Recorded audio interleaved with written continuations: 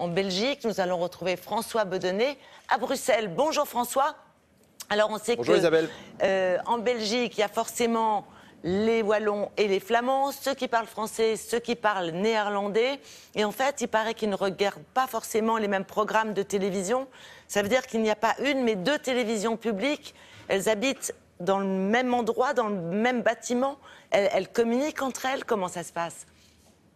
Alors en fait c'est assez étonnant, il y a très peu de contact entre les deux télévisions publiques belges, la télévision francophone et la télévision néerlandophone. Et ce qui est le plus étonnant encore, vous l'avez dit, c'est qu'ici chaque communauté ne regarde en fait que sa propre télévision et pas celle du voisin.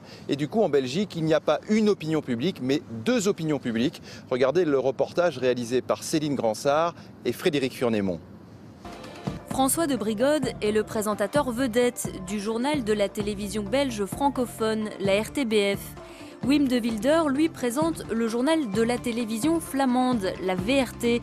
Ce couloir coupe en deux le bâtiment de la télévision publique. Ici, on se trouve à la fois la VRT à droite et à la fois la RTBF à gauche. C'est un peu comme une frontière linguistique, mais il nous arrive de la traverser. Les contacts sont plutôt rares entre les deux rédactions. Elle ne peut pas faire un petit sujet emballé parce que regarde... Chacun travaille de son côté et au fil des heures, le journal prend forme. Pour le direct, est-ce que je fais une relance ? Nous essayons de faire une émission qui peut intéresser l'ensemble du public flamand. Je crois que chez l'un et chez l'autre, on s'intéresse d'abord quand même à ce qui se passe dans sa région. De chaque côté, les mêmes habitudes, les mêmes gestes. Mais le soir, deux journaux totalement différents, jusque dans la forme.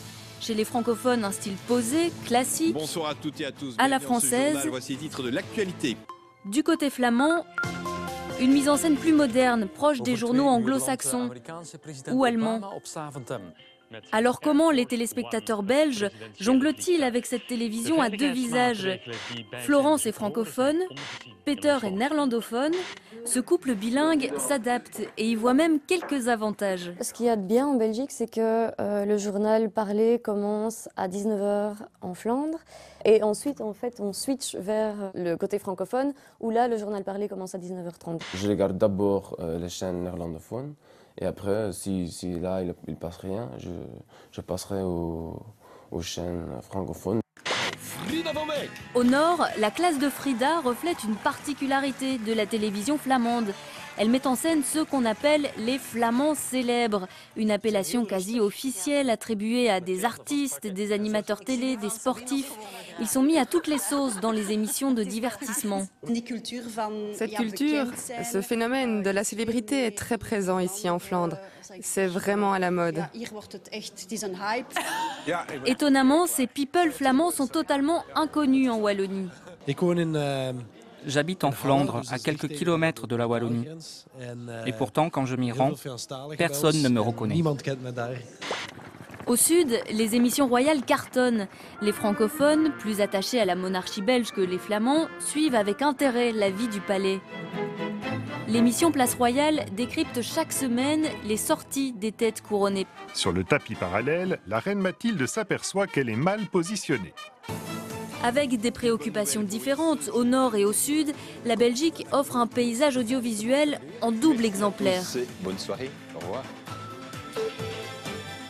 Effectivement, c'est étonnant. Bon, alors ça fait pour les deux communautés, mais je crois qu'il y a aussi une communauté germanophone en Belgique. Est-ce qu'il existe une télévision où on parle allemand ? Ça ferait trois quand même. Oui, exactement, ça ferait trois. Isabelle, vous avez raison, il y a une communauté germanophone, à peu près 70 000 personnes. Ce sont des personnes qui habitent à la frontière allemande, c'est-à-dire en fait dans l'est du pays. Et oui, il y a une télévision publique germanophone belge, elle s'appelle la BRF, il y a également une radio. Et donc la Belgique est un pays de 11 millions d'habitants avec 3 télévisions publiques. Écoutez, bravo, merci beaucoup, bonne journée à Bruxelles et regardez France 2 quand même, éventuellement. Merci François. Il n'y en a qu'une. Bonne journée. C'est France 2. Bonne journée à vous. Nous allons